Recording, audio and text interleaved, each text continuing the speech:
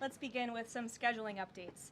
Tomorrow, President Trump will travel to the great states of Ohio and Kentucky, where he will tout his economic victories and detail the administration-wide efforts to continuing lowering prices to make everyday life more affordable for working Americans. The president will visit Thermo Fisher Scientific in Ohio and give remarks at Verst Logistics in Kentucky. On Thursday, President Trump and the First Lady will host a Women's History Month event in the East Room. And on Friday, the president will sign several executive orders, and we will provide more details on those later this week. As President Trump shared with the American people last night, the United States military is making tremendous strides towards achieving our military objectives for Operation Epic Fury. 10 days in, this campaign has been a resounding success thus far, and America's warriors are winning this important fight at an even faster pace than we anticipated. More than 5,000 enemy targets have been struck so far. Iran's ballistic missile attacks are down more than 90%, and their drone attacks are down by approximately 85% since the start of Operation Epic Fury. The United States is also annihilating the Iranian regime's navy, and we have destroyed more than 50 Iranian naval vessels, including a major drone carrier ship. None of the regime's vessels are operating in major regional waterways, and the Iranian Navy has been assessed as combat ineffective. The trend is clear. U.S. combat capabilities are increasing and growing more lethal and dominant by the day, while the Iranian terrorist regime's ability to respond has rapidly declined. Now, the U.S. military is moving to dismantle Iran's missile production infrastructure. Our incredible B-2 bombers recently dropped dozens of 2,000-pound penetrator bombs on deeply buried missile sites. Last night, President Trump reiterated his commitment toward keeping oil flowing through the Strait of Hormuz so the United States and all of our allies can receive their energy needs. President Trump will not allow rogue Iranian terrorists to stop the freedom of navigation and the free flow of energy. Let me be clear. It is a good thing to wipe out terrorists who indiscriminately target civilians and attempt to hold the global economy hostage, and President Trump should be commended for doing so. As the president made unequivocally clear to the remaining elements of this terrorist regime in his statement yesterday, if they do anything to stop the flow of oil or goods within the Strait of Hormuz, they will be hit by the world's most powerful military 20 times harder than they have been hit thus far. Moving forward, the stated objectives for Operation Epic Fury remain the same: destroy the terrorist regime's ballistic missiles, raise their Iranian missile industry to the ground, ensure their terrorist proxies can no longer destabilize the region, and ensure that Iran never obtains a nuclear weapon. President Trump remains confident these goals will be accomplished in swift fashion. As for the oil, President Trump fully expected the rogue Iranian regime to try and disrupt the global markets. That's why President Trump and his energy team have been planning for this long before the strike and have moved quickly to address these temporary disruptions. Thus far, the Trump administration has offered political risk insurance to tankers operating in the Gulf. The Treasury temporarily waived certain oil-related sanctions, and the Commander-in-Chief has offered the U.S. Navy to escort tankers when necessary. The president and his energy team are closely watching the markets, speaking with industry leaders, and the U.S. military is drawing up additional options following the president's directive to continue keeping the Strait of Hormuz open. I will not broadcast what those options look like, but just know the president is not afraid to use them. Rest assured to the American people, the recent increase in oil and gas prices is temporary, and this operation will result in lower gas prices in the long term.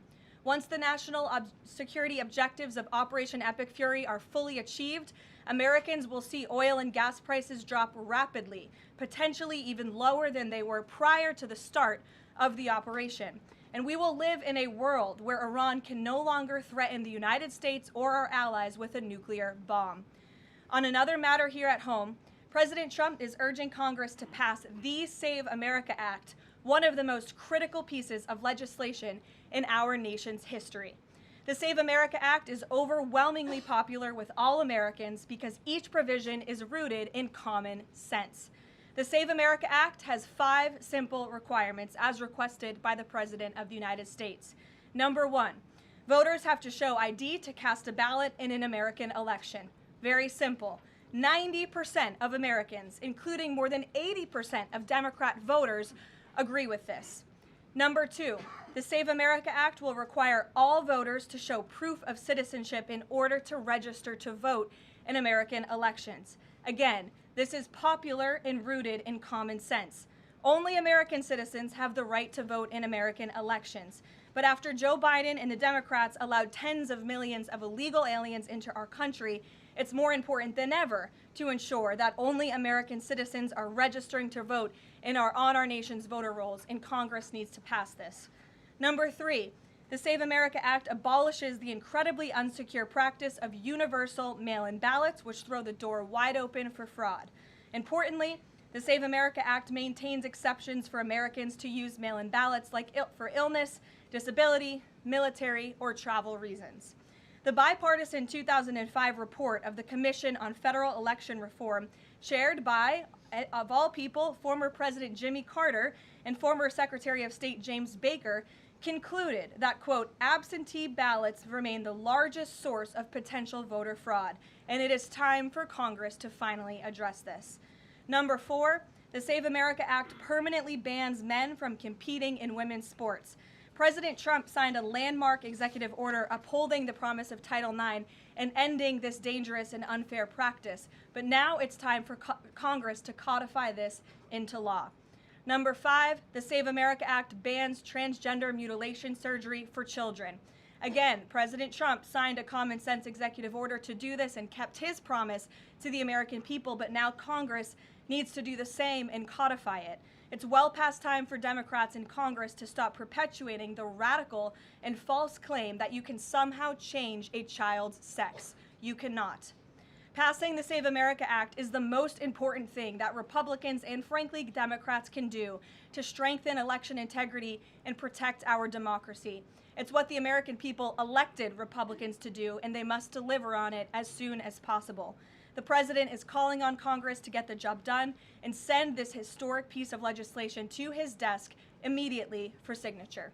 So with that today, I will take your questions. Benny, thank you for being here, and why don't you start us off? Thank you, Karoline. So my first question is actually about the Save America Act. So one of the biggest things that the Democrats are saying, the claims that they're making, is that the Save America Act, it would prevent married women from voting in elections or make it harder for them.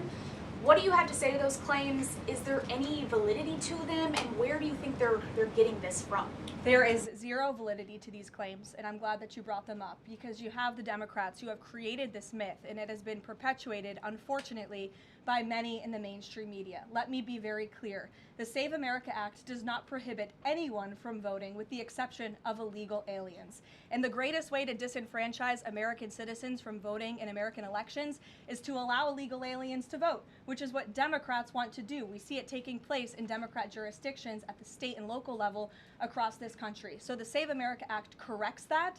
And as far as married women who have changed their name, if they're already registered to vote, they're entirely unaffected by the SAVE Act. And for the small fraction of individuals who have changed their name or their address, they can still register to vote, of course. They just have to go through their state processes to update that documentation.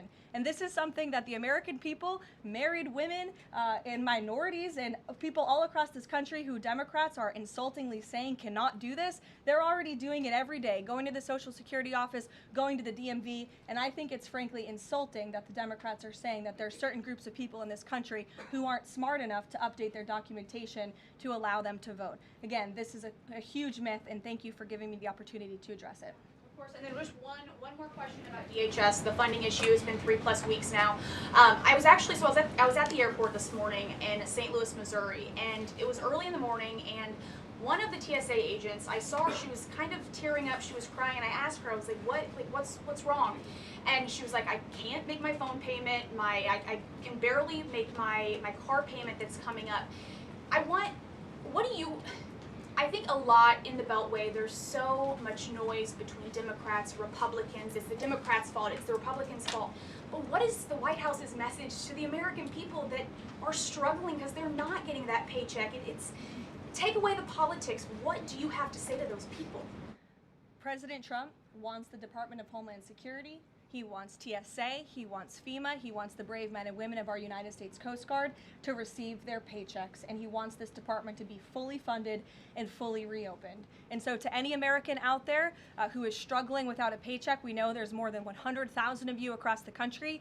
To any American out there who is showing up to an airport and facing incredibly long wait times and lines, call your Democrat member of Congress and tell them to fund the Department of Homeland Security. That's what President Trump wants to do, and it's completely ridiculous that the American people are suffering as a result of these partisan games that are being played by Democrats on Capitol Hill. Thank you. Steve. Oh, you said the operation was going faster than anticipated. What is your current timeline for how long the war will last? So look, as you know, Steve, the president and the U.S. military's initial timeline was about 4 to 6 weeks to achieve the full objectives of Operation Epic Fury. Again, to destroy their missiles and their ability to make them, destroy their navy, permanently deny them nuclear weapons forever, and to, of course, weaken their evil terrorist proxies in the region. We know that the U.S. military and our brave warfighters are quickly and expeditiously executing these objectives well ahead of schedule, but ultimately the operations will end when the commander-in-chief determines the military objectives have been met, fully realized, and that Iran is in a position of complete and unconditional surrender, whether they say it or not. Does the president still want Iran's unconditional surrender? Well, when President Trump says that Iran is in a place of unconditional surrender, he's not claiming the Iranian regime is going to come out and say that themselves. What the president means is that Iran's threats will no longer be backed by a ballistic missile arsenal that protects them from building a nuclear bomb in their country. I could make an empty threat, but if I have no actions to back it up, then it's an empty threat. And so President Trump will determine when Iran is in a place of unconditional surrender, when they no longer pose a credible and direct threat to the United States of America and our allies. Adriana. Can you explain why the Energy Secretary posted and then appeared to have deleted a post on X saying that the U.S. Navy escorted an oil tanker through the Strait of Hormuz? Yes, I was made aware of this post. I haven't had a chance to talk to the Energy Secretary about it directly. However, I know the post was taken down pretty quickly, and I can confirm that the U.S. Navy has not escorted a tanker or a vessel at this time, though, of course, that's an option the President has said he will absolutely utilize if and when necessary at the appropriate time. And if this was something that was posted erroneously, could it be because of a staffer? What, I guess, will there be any consequences for this? I know you still have to consult, but just generally speaking. Again, I would defer you to the Department of Energy to answer that question. And if I could just follow up really quickly. Sure. In terms of oil sanctions, the president said that there would be some sanctions that would be lifted. Would those be on Venezuela, Russia? Could you give some specifics there and then timing for that as well? Sure. I know it's something that the Treasury Department and the President's energy team continue to discuss, and they will ultimately consult with the President before decisions are made. I don't have any announcements on new sanctions or the lifting of new sanctions for you today. Alex. Thank you. Reuters has reported that about 150 U.S. Service members have been injured so far. Can you confirm that number and elaborate on that? I can't confirm the exact number. I know it's within that ballpark, but I would defer you to the Pentagon for a specific number of wounded or injured thus far. And then secondly, if I can, I wanted to ask about,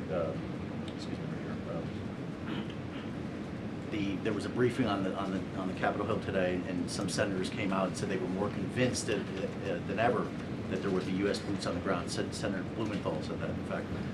Your reaction to that and any update on President Trump's thinking about it? Look, I would say that Democrats on Capitol Hill are clearly being quite disingenuous. 3 years ago, not a single Democrat voted against the resolution condemning Iran as the world's leading state sponsor of terror. Yet now, with President Trump as commander-in-chief finally taking the action that so many Democrats have called on the commander-in-chief to do for many, many years to wipe out the threat of a rogue Iranian terrorist regime, now all of a sudden Democrats are playing politics with this long-standing bipartisan policy of the United States, and 53 of them in the House recently voted against the resolution condemning Iran as the world's state sponsor of terror. So I wouldn't take Democrats at their word. As for boots on the ground, the president has talked about this repeatedly.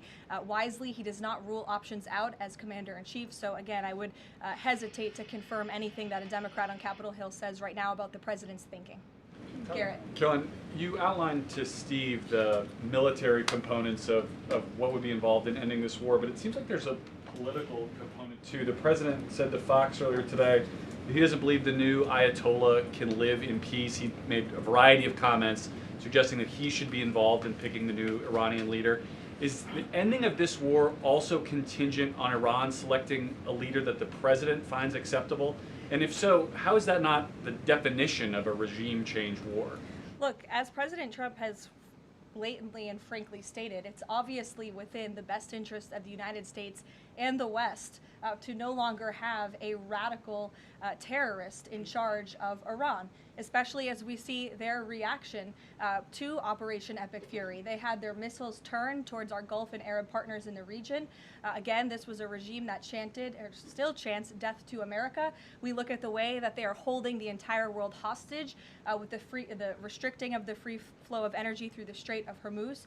So the president, I think, is making quite an obvious comment. Again, as for the timeline of the military operations with respect to Iran, we have objectives that we have laid out that the commander-in-chief wants to see achieved. When they are achieved, then it will ultimately be up to the president to end this operation. Okay, so I think you're not exactly addressing my question, though. Is that political objective also necessary for the president to decide to end this war? Look, again, I just told you the objectives of Operation Epic Fury. When those objectives are met, the president will dictate the end of these operations when he deems that Iran no longer poses a credible threat to the United States of America. And again, it goes back to what does that unconditional surrender look like?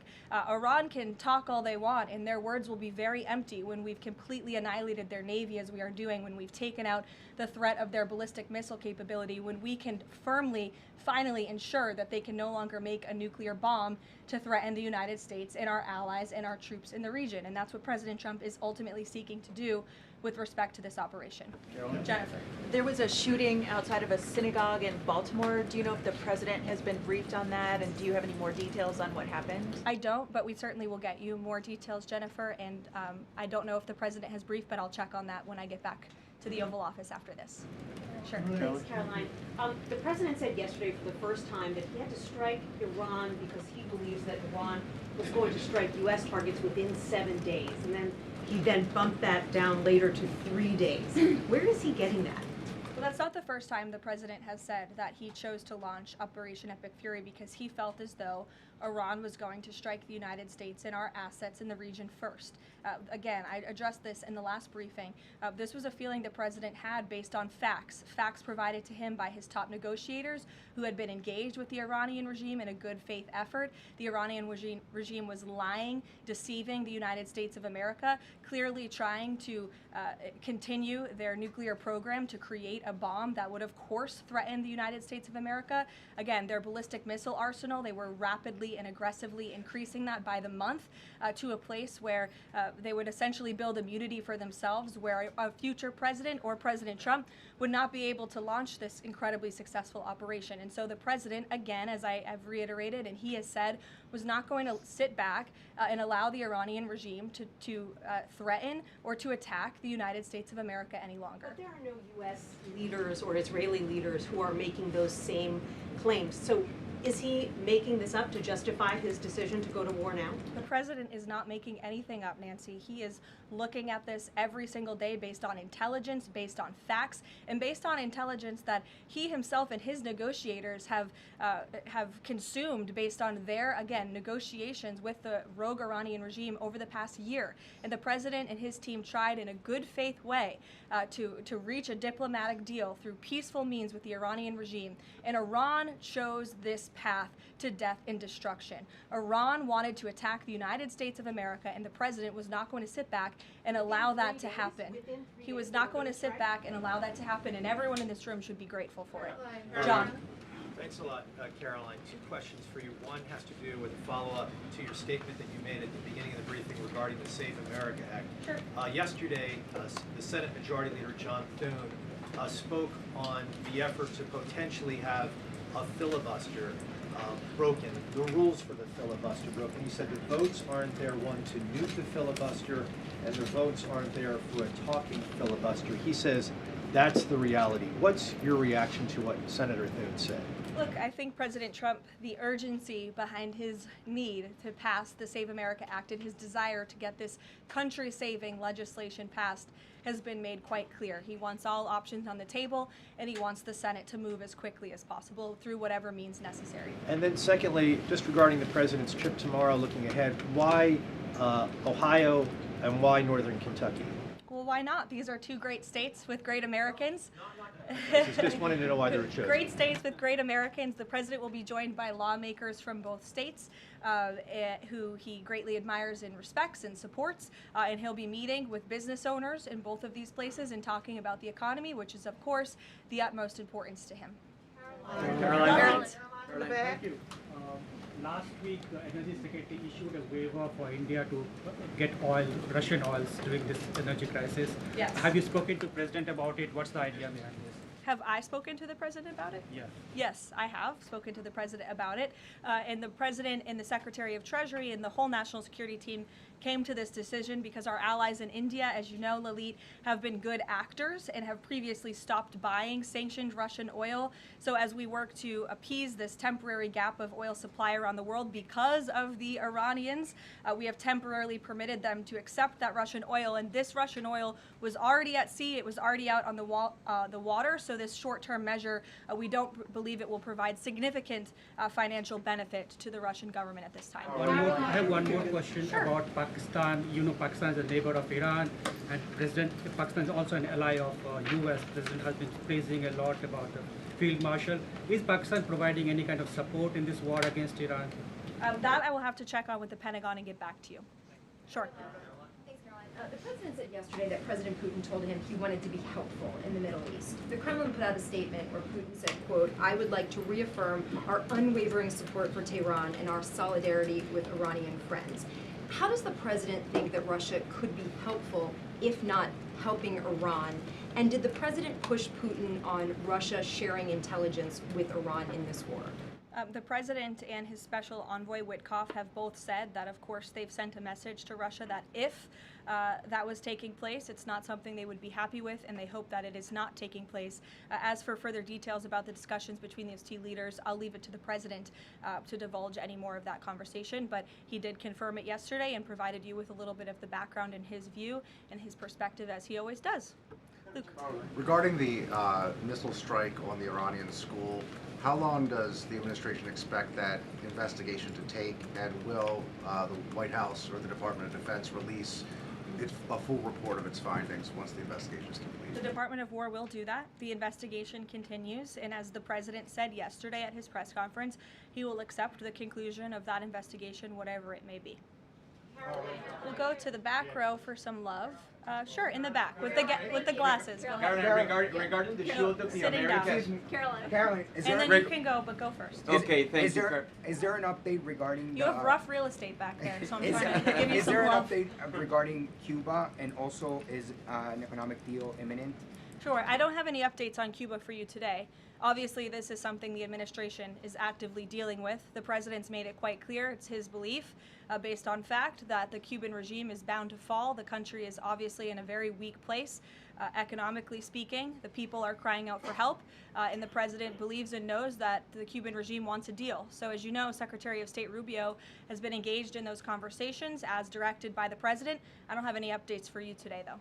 Thank you, Caroline. Regarding the Shield of the Americas, the initiative by President Trump this weekend, big names, a lot of countries, but some notable absences. For instance, Colombia, which is a key ally with the United States in terms of counter-narcotics. And President Gustavo Petro was here at the White House, and he met with President Trump.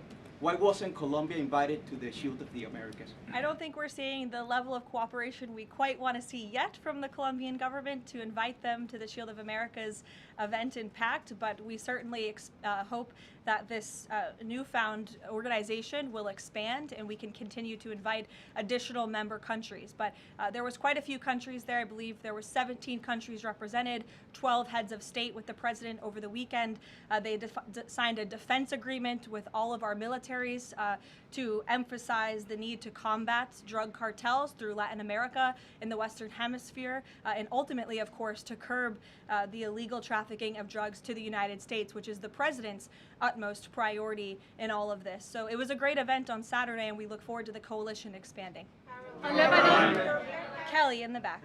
Caroline, thank you. Good to see you. I want to get back to another question that was asked earlier. It talked about the political aspects, but there's also the ideological and the spiritual aspects of what Iran has said for 47 years. Death to America, death to Israel. And we've just finished talking about the fact that terror has been around the world. Iran has been the nexus of that in so many ways. Has the president stated clearly to the American people why this is such an imminent threat in order for Democrats on Capitol Hill and Republicans and the American people to understand how imminent the threat was? I think he has, Kelly. I mean, you've heard from the president on an almost daily basis over the course of the past 10 days. You've heard it from me at this podium. You've heard it from the Secretary of War, the Secretary of State, the Vice President of the United States. You know, the president's top cabinet and his officials have been repeatedly explaining to the American public the threat that Iran has posed to our country in this moment, but of course, over the course of the past 47 years. And their words, again, chanting death to America, speak for themselves. Go ahead. You can follow up. Why the division within the American people? I realize that we have the people are talking about the War Powers Act, they're talking about all kinds of issues, but have people forgotten just how imminent that threat was? If they keep saying death to America and death to Israel, they mean it. Look, I don't think the American people have forgotten, but I think Democrats on Capitol Hill, they have not forgotten, but they are just so plagued with this resistance to President Trump on everything that they do that, again, they can't even rally behind the common sense, bipartisan, long-standing principle of the United States of America that Iran absolutely poses a threat to the United States, that Iran is the world's leading state sponsor of terrorism, and I think that's reflected again in their voting pattern. In 2023, every single member of the House of Representatives, with the exception of one, I believe the final vote was 412 to 1 in 2023 for a resolution condemning Iran as the world's state leading sponsor of terror. And now in this year, under this president in 2026, 53 Democrats voted against that exact same resolution with the exact same language. I don't think that's a change in the threat that Iran has posed to the United States. I think it's a change in the Democrat Party's thinking and their vicious hatred for President Trump. Danny?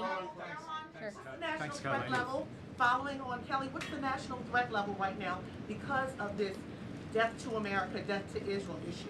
I believe the Department of Homeland Security and the FBI have repeatedly and continuously provided updates on the threat level to the homeland. I don't want to speak on it out of turn from up here, but of course, the federal government is continuing to coordinate and partner with local law enforcement agencies across the ground to thwart potential threats to the homeland. This is something the administration obviously takes very seriously.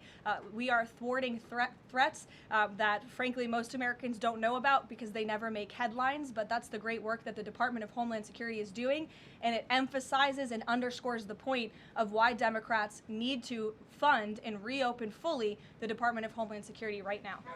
Danny. School. Why did President Trump say yesterday that Iran may have Tomahawk missiles when there are only 3 other U.S. allies plus the U.S. that have those missiles and therefore could... Look, again, as the president said yesterday, he will accept the conclusion of this investigation by the Department of War.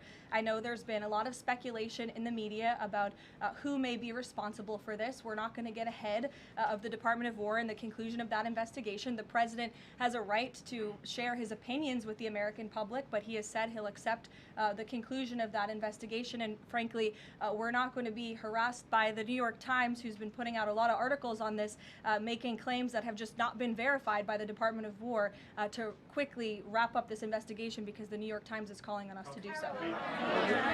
Thank you. Thank you so much. Carolyn, with the DHS currently under a partial Democrat shutdown, does the administration have any specific concerns about potential impact on Homeland Security or intelligence monitoring of sleeper cells inside the United States? And do you have any comment on the attempt on the bombing, the two individuals that bombed New York City or tried to? Yeah, it was absolutely despicable to see that attack in New York City.